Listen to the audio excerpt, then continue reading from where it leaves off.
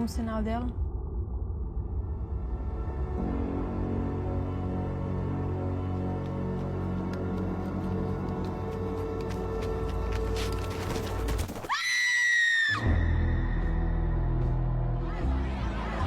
Você sabe, Michelle, o nome da menina que morreu? Nanda. Fernando o nome dela. A Michelle acha que o assassino é a loira do banheiro. Ela se matou. E até hoje ela continua por aí, vagando pelos banheiros de todas as escolas. Toda de branco, assombrando as meninas e seduzindo os garotos. Vocês ouviram isso? O quê? Vocês não podem ficar por aí andando sozinhos, sem um homem. Sabe o que ia ser bom? Gente no culto hoje. E aí, sobreviventes! Esse é o podcast O Sobrevivente, podcast sobre filmes de terror brasileiros. Eu sou Cassiano Gio dos Anella, sou roteirista, cineasta, e eu tô aqui com JF Martione, escritor, roteirista e algumas outras coisas mais. Ele vai falar em breve.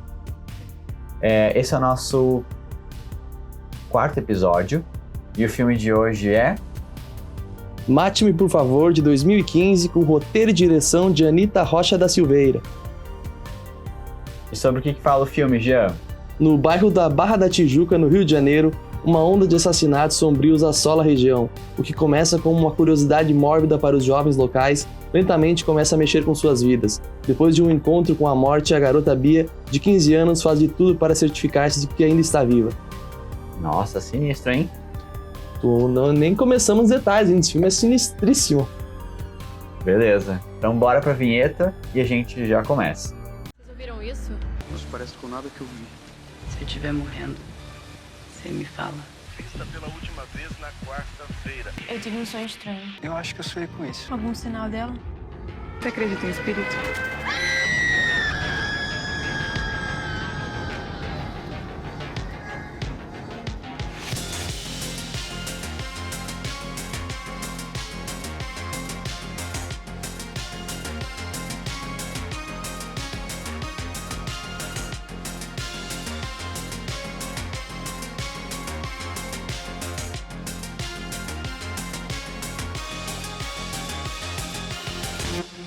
Mate-me, por favor, filme de estreia da diretora Anita Rocha da Silveira.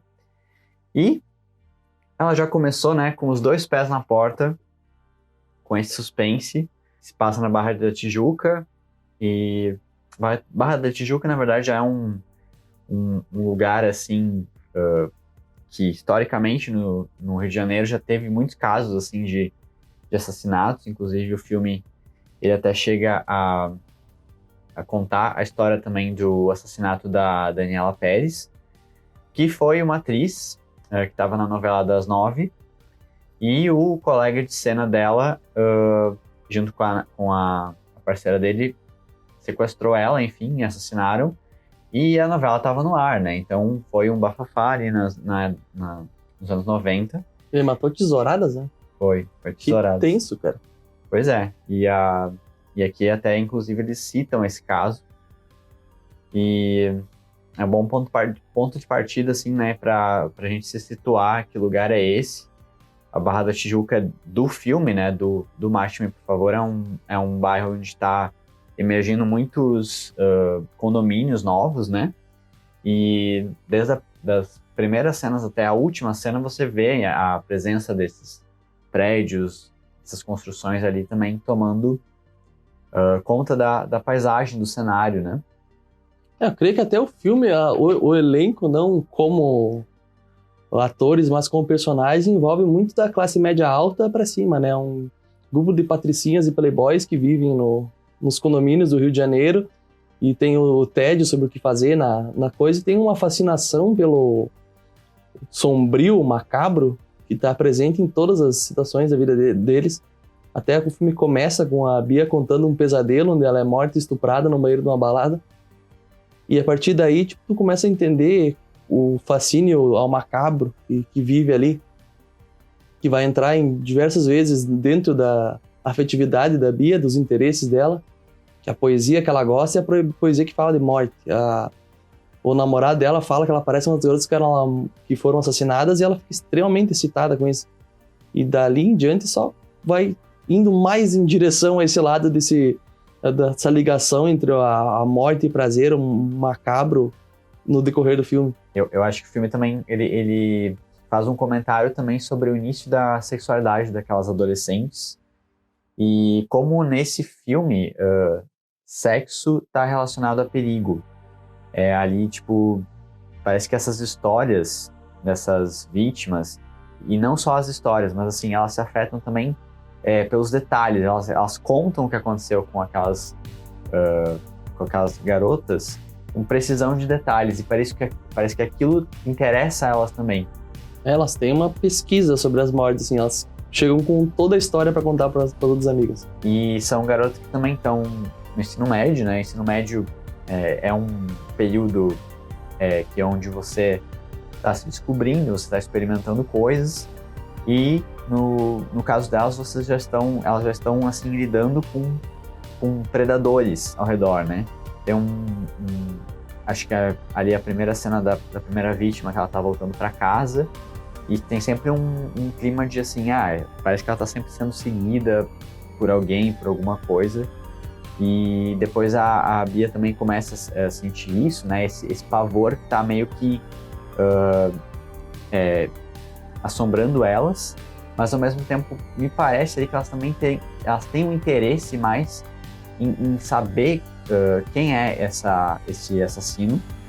E eu acho que, assim, eu não sei se é um interesse que flerta até com um interesse psíquico, ou ele flerta também com um interesse sexual. Eu creio que tem uma ligação entre esse medo e prazer que liga essas coisas, e tanto nas personagens, várias delas flertam com o proibido, até elas são de uma religião que tem a pastora, que apesar dela se apresentar muito assim, ela com cruzes em neon, com salmos em batida de funk, né? Sempre que ela prega é o Antigo Testamento, aquele Deus punitivo, o Deus vingativo. Conta a história de um grupo de crianças que foi morta porque eles debocharam de um pastor que estava pregando a palavra desse Deus, e tudo ali é muito errado. Até nos primeiros atos sexuais dos jovens eles se questionam o que Deus vai pensar da punição. Então, toda na psique deles o medo e o prazer tá ligado. Eu creio que desde essa ligação religiosa que eles têm ali, até depois com o assassino, as histórias do assassino e como o assassino envolve sexualidade, isso também associou e aflorou algo nelas. Que até a Bia tem um momento que ela tá com o namorado dela e ele fala que ela parece uma das meninas mortas, e isso a excita muito, por envolver esse lado macabro do que tá acontecendo na região delas, né? Que não é nem algo que tá acontecendo longe e elas são interessadas, é algo que elas estão vendo na rua. Até acho que é o caminho que elas voltam para casa, né? É o caminho onde a maioria das vítimas foi encontrada. Me parece que é como se fosse um terreno baldio ali, que as vítimas estão sendo deixadas, né? E tem essa coisa que elas acham essa questão da violência, elas acham muito, muito interessante, elas ficam muito curiosas com isso. E se tu for parar para analisar, a gente está numa época assim, de sensacionalismo da violência, né? Tem desde programas de TV que falam de crimes, ou até mesmo sempre que acontece um acidente, as pessoas vão lá tirar foto do acidente. Parece que isso também está afetando um pouco essa geração, que é a geração do smartphone, que é a geração do Stories, que já é uma geração menos despudorada com a questão do corpo, com a questão dos nudes. Eu acho que essas coisas, elas meio que têm um paralelo aí. Até se for pegar, entrando no lance da geração atual, que antigamente, tu podia ver cenas de violência, mas geralmente eram cenas em cinema. Tu não costumava ver cenas de mortes reais. E hoje em dia no WhatsApp, na internet, tu te manda um vídeo às vezes de uns terroristas degolando pessoas, realmente degolando pessoas, não é tipo um filme que tá encenando aquilo. As pessoas estão tendo como entretenimento a morte real. As pessoas estão vendo tortura e assassinatos reais. E isso está interessando elas, entretendo. E elas têm sites dedicados apenas a esse tipo de coisa. E não é nem Deep Web nem nada, tu encontra isso facilmente, e tem pessoas que têm uma obsessão com isso. Tem um momento ali que elas começam também meio que a investigar por conta própria o que está acontecendo. E, então elas começam a ouvir relatos da polícia, porque fulano viu que, identificou que não era uma digital só, então parece que tem mais gente envolvida. Não, isso foi um espírito obsessor que está assombrando o pessoal. E a gente também tem que lembrar que o ensino médio, especialmente algumas escolas, elas têm também suas próprias lendas, né? Suas próprias lendas urbanas. Inclusive ali elas citam a lenda da loira do banheiro, falam, né, o ritual de invocação da loira do banheiro. Clássico. Um clássico dos clássicos, né? E o que é a loira do banheiro no contexto da escola? É a garota reprimida, que morreu virgem, que morreu ali nessa passagem dela para a vida adulta e ficou presa para sempre, né? Naquele corpo de menina. Até é interessante que depois a Bia começa a entrar numas loucuras muito loucas. Que ela fala pro namorado que ele tá, digamos, sentido culpado por eles terem transado a primeira vez. E eu não sei se isso envolve o sangue ou ela tá falando justamente das vítimas, que ela fala que o sangue é vida, o sangue é prazer, e quer cortar, acho que ele quer cortar ele, que ela corte ele. Depois ela tenta enforcar ele. Ela tem uma fixação, assim, na violência com o ato sexual, até ela, depois, com o passar do tempo, ela encontra uma vítima morrendo e ela beija a vítima. E, tipo, ela tem uma atração sexual extrema na brutalidade, que até me lembrou que uns anos atrás saiu um conjunto de pessoas lendo os seus livros favoritos na internet, e envolvia outras coisas com isso, e tinha um livro que era justamente sobre prazeres ligados à necrofilia, à morte, dor e prazer com isso daí, e era, tipo, muito macabro, e o final desse livro, tipo, o ápice que esse autor relatava era, tipo, o teu próprio encontro com a morte. Eu acho que a Bia tem essa visão, assim, de, tipo, ela sente tesão em pessoas sendo torturadas, pessoas morrendo, ela sente tesão em violência, e ela também meio que fantasia com a morte dela. Ela até vai deitar lá nos campos junto com onde os garotos foram achados. Ela vai naquele terreno baldio e deita, acho que dorme lá, não sei se passa a noite ou fica deitado só algumas horas, mas enfim, tipo, tu deitar onde outras garotas da tua idade como você foram mortas é bizarríssimo, e tem um lance muito forte dessa intenção dela de estar ligada aos crimes, e estar, tipo, onde ocorreram, como ocorreram, tipo, tá tanto sabendo como visitando tudo que envolve essa onda de assassinatos. Eu não sei se é, na verdade, um exercício dela de empatia, dela querer sentir na pele exatamente o que as outras garotas sentiram, ou é uma vontade muito estranha dela querer ser a próxima da fila, né? E a gente também tem ali você citou essa cena que ela encontra uma das vítimas que tá ali, né? Eu não lembro se ela ainda tá viva. Ainda tá, ela morre com a Bia beijando ela. Exatamente. Ou um pouco antes da Bia beijar. E a Bia é aquela que vai dar esse beijo da morte nela, e ela fica com o sangue da vítima na boca, e eu acho que aquilo gera uma catarse nela. Porque depois ela tem algumas alucinações, até o filme coloca ela em algumas situações onde ela tem umas situações mais oníricas, onde ela vomita sangue, escorre sangue e tal. Me parece que o semblante dela, depois desse episódio, que ela encontra a vítima e que ela prova esse sangue, muda. Eu percebi que tem uma virada também ali da personagem. Eu creio que o arco dela tá de, tipo, começa no interesse inocente sobre aquilo e começa a virar uma obsessão. Ela começa a ficar obcecada por esse lance da violência, do macabro, assim, e vai ficando cada vez mais forte nela, até ela não ter mais muito controle e se botar em situações de risco. Diversas vezes. Os poucos homens que a gente vê ali no filme, né, ou são os namorados das meninas, ou é o irmão da Bia, aliás, esse irmão muito suspeito, né? Pois é, esse irmão, esse não é culpado pelos assassinatos, ele sabe quem é, pelo menos. Ele tem tudo pra ser bizarro. Até tem aquela cena que eu achei muito engraçada, que ele tá procurando o cabo do celular, do carregador do notebook dele, e tá a Bia e uma amiga dela no sofá, e ele vai, tipo, totalmente estúpido e agressivo, assim, sai todo mundo do sofá, quero pegar o carregador. E eu achei, tipo, como a gente tem a nossa norma de conduta estabelecida pra viver em sociedade, assim, eu nunca imaginaria alguém me mandando sair do sofá sem eu nem conhecer direito, numa casa que eu tô visitando pra procurar um carregador, né, cara? Eu achei esse cara, tipo, bizarríssimo do começo ao fim, a obsessão dele com o notebook. nunca ninguém pode chegar perto, nunca ninguém pode encostar. Se tá acabando a bateria, ele tá surtando dentro de casa. Cara, que cara bizarro. Exatamente, né? Ele tá sempre no sofá, ele dorme naquele sofá, com o notebook aberto e assim, a gente entende que ele tá ali falando com garotas. No chat, depois até quando uma garota desaparece no final e a Bia tá contando pra ele, e ele quer saber como ela é, né? Ou talvez pra ver se ele conhece, ou enfim, não sei, né? Fica aí o questionamento. A gente, enfim, tem muita gente que acha que ele tem a ver com os assassinatos.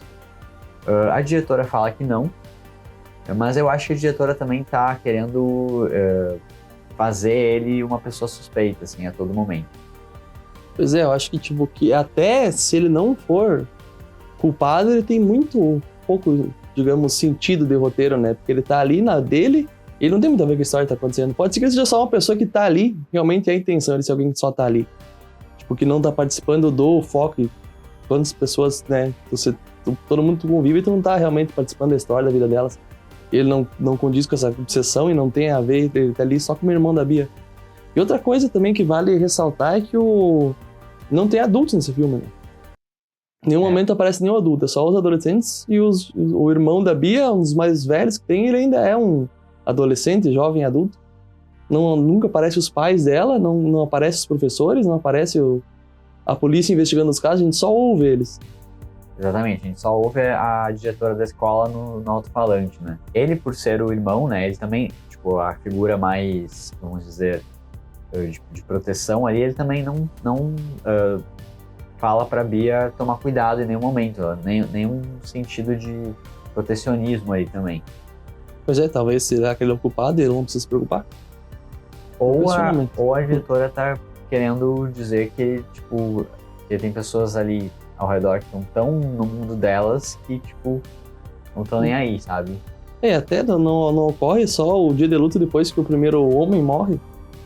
Pode ser uma total despreocupação exatamente. Com a morte feminina naquele universo. Tem um momento onde começam a aparecer garotos que também são mortos, e aí as pessoas só se comovem a partir disso, né? A escola só decreta luto oficial depois que acho que é o Felipe, o guri lá, é encontrado morto. Então, assim, você vê ali o tratamento de pesos e medidas, né, dessa balança ética aí, que a sociedade também faz. Outra coisa interessante, eu acho que o filme ele roda muito em diálogos com a temática do sonho e pesadelo, geralmente. Todas as adolescentes contam os pesadelos que elas tiveram uma para as outras. Em vários momentos da conversa da Bia com as amigas envolve esse assunto. Ou se não são os assassinatos, são pesadelos que elas tiveram. E estou assistindo o filme, assim, tu tem a impressão de estar assistindo um pesadelo. Tipo, que os cortes não são tão cronológicos quanto estamos acostumados, assim. É um filme mais lento, tem uma atmosfera mais sinistra, tem vários cortes que tu não sabe se eles são reais ou alucinações, oníricos. Tem aquele medo daquela jovem lá, que é a primeira que aparece sendo perseguida, tipo, que ela foge de algo como você foge num pesadelo, assim, tipo, nós não vemos do que ela tá fugindo, do que ela tem medo. E ela cai e é pega como um pesadelo normal de estar sendo perseguido por algum bicho sem forma. Só foge com medo e não sabe o que tá acontecendo. Acho que do filme tudo ele passa essa sensação de pesadelo. E as pessoas vivem um pesadelo e é gravado como se fosse um pesadelo, assim. Ao menos eu percebi assistindo.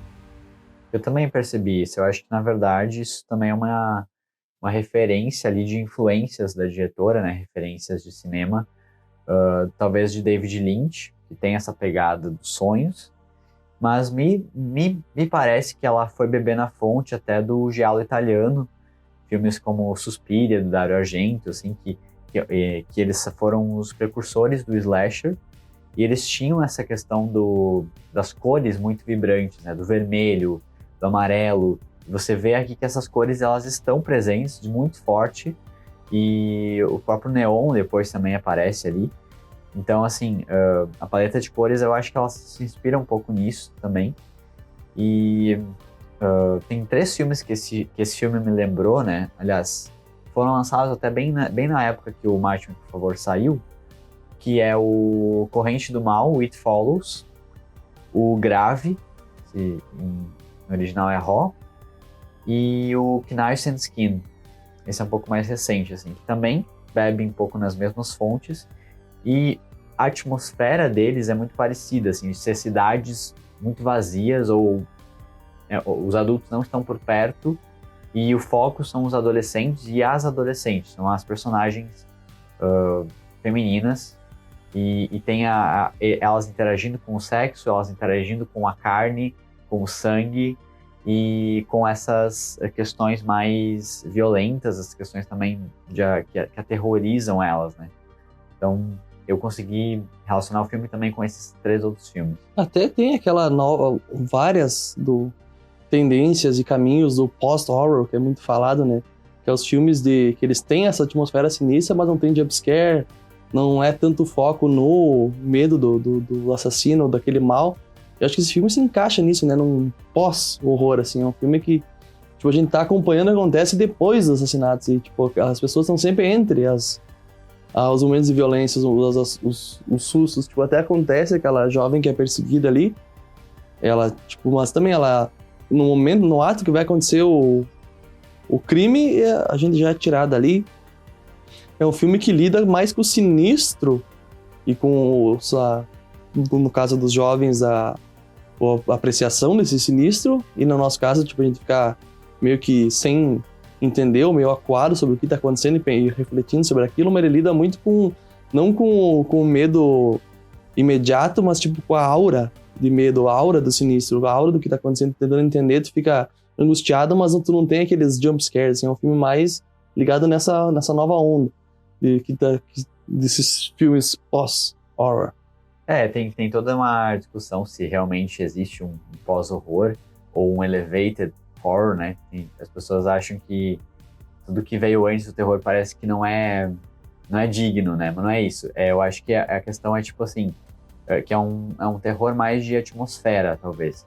É um terror mais de temáticas e não simplesmente de susto, de coisas, mas assim, eu sinto a presença do mal ali, sabe? Da mesma forma que aquelas personagens caminham, quando elas caminham de noite, quando elas estão ali contando histórias de terror uma para outra, eu sinto medo, e eu acho que é um medo que está mais internalizado no psicológico do que se manifestando no filme, se manifestando na cena.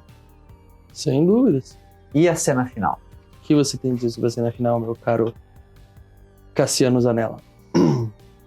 Eu já tinha visto esse filme em 2015, quando saiu. Eu assisti de novo em janeiro, né? O filme entrou agora no catálogo da Netflix.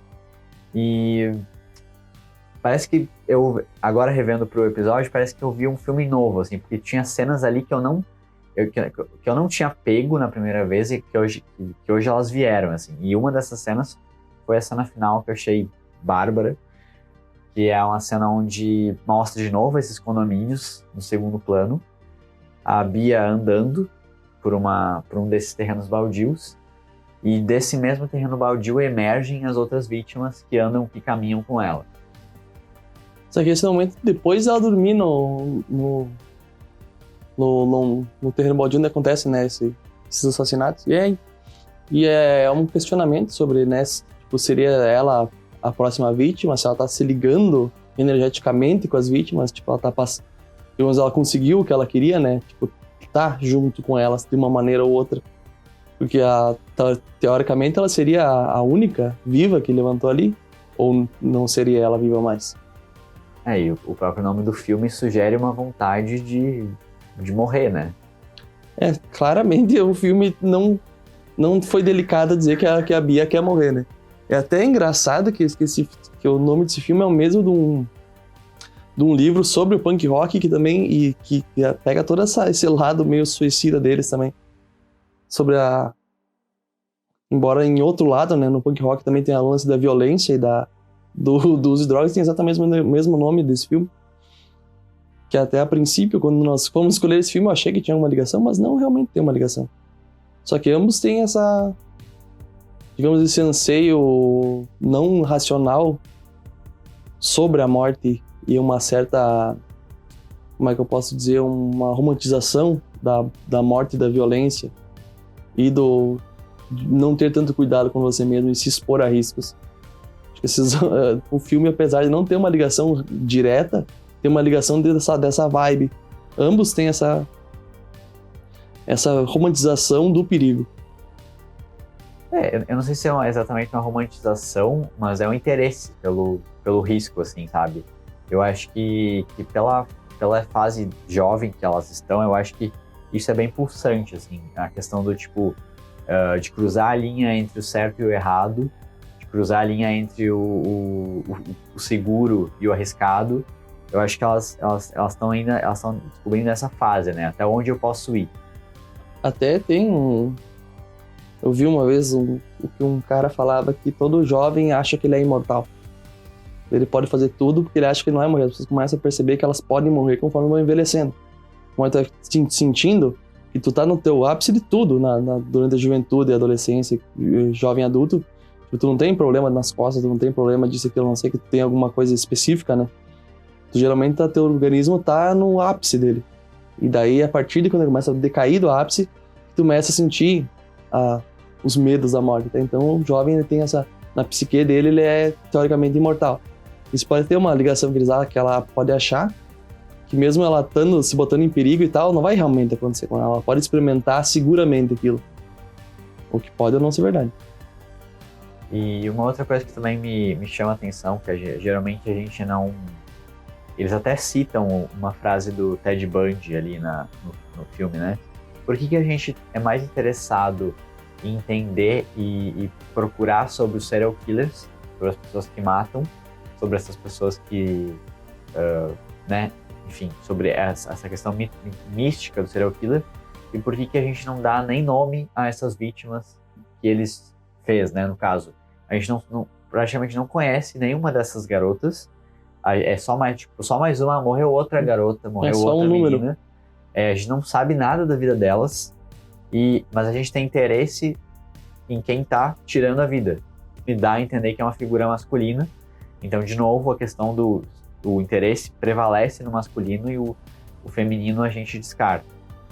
E até se tu analisar o Ted Bundy em si, ele tem com ele aconteceu uma coisa muito parecida do que aconteceu que eles têm uma atração, não sabe se querem ser encontradas pelo assassino ou não, e que o Ted Bundy tinha muito isso. As mulheres mandavam carta de amor pra ele na cadeia, queriam casar com ele, queriam conhecer ele, mesmo ele tendo matado dezenas de mulheres, e as mulheres ainda queriam se encontrar com ele, tinham essa visão romantizada do assassino, do perigo que ele pode causar, né? O flerte do prazer, perigo, é evidente na sociedade há décadas. Décadas não, acho que desde o início de tudo. Sempre teve flertando esses dois aspectos. Agora, inclusive, tá começando a sair mais conteúdo sobre true crime e também sobre serial killers, mas ainda sobre Rio de Janeiro, né? Teve um outro caso que eu acho que foi na década de 70, eu não lembro agora, que foi a Fera da Penha. Depois foi adaptado pro cinema com o filme O Lobo Atrás da Porta. E no caso, esse acontece na Penha, né? Eu acho que não tem muito a ver com a Barra da Tijuca. Mas ali é interessante que a gente tá falando de casos que aconteceram no Rio, né? A gente falou desse da Daniela Pérez, que também parece que vai virar uma série documental agora. E agora a diretora tá fazendo ali uma história original, mas, né, me parece assim muito real o que acontece ali, porque realmente quantas pessoas morrem no Brasil, né, são assassinadas e ficam por isso. Então ali a diretora também tá falando desses debates, desses assuntos, e ela vai lançar um filme novo esse ano chamado Medusa, né, e pelo trailer já dá pra ver que ela continua questionando essa figura da mulher no sentido bíblico da coisa, né, que ela fala das mulheres que começam com M. E tem também a igreja neon, a igreja evangélica, tem outras coisas que a gente tá muito louco pra ver Medusa. Quando sair a gente faz um episódio extra com o segundo filme, comparando com esse também. A diretora não vai desistir até não surgir de verdade a igreja neon. Ela vai pegar isso até ficar no subconsciente do povo, e vai ter igreja neon sim. Ela e o Gabriel Mascaro com o Divino Amor, os dois vão fazer a primeira igreja neon do Brasil. Primeiro adepto, podem me inscrever lá. Se bobear, talvez já deve existir, né? Porque tá tudo tão surreal ultimamente. O que não falta é religião e filme estranho no mundo. E é por isso que nós estamos aqui, para cobrir ambos. Essa foi a análise de hoje. E a gente volta semana que vem. Até lá, sobreviventes. Continuem vivendo. Eu sei que tá difícil. Estamos com um final de pandemia. Quase uma terceira guerra mundial, mas estamos aí firmes e fortes. Se protejam e até lá. Isso aí, pessoal. Sobrevivam. Lembra o que a pastora disse. Sangue é vida.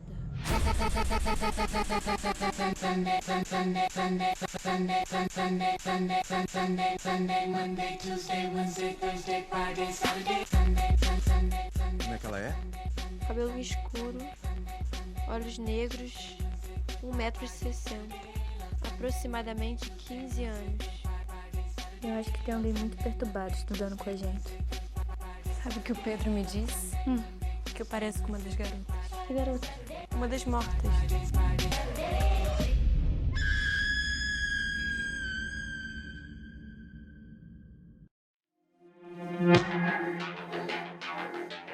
Sobreviveu até o final? Esse foi o Sobrevivente, podcast financiado pelo edital Face 2021 da Prefeitura de Erechim, em parceria com a Secretaria Municipal de Cultura. Eu sou Cassiano, foi um prazer receber você. A gente espera no próximo episódio. Você pode acompanhar a gente pelo Instagram, @o Sobrevivente Podcast, e acompanhar os bastidores, as curiosidades dos filmes aqui analisados e também dos próximos episódios. A gente espera semana que vem.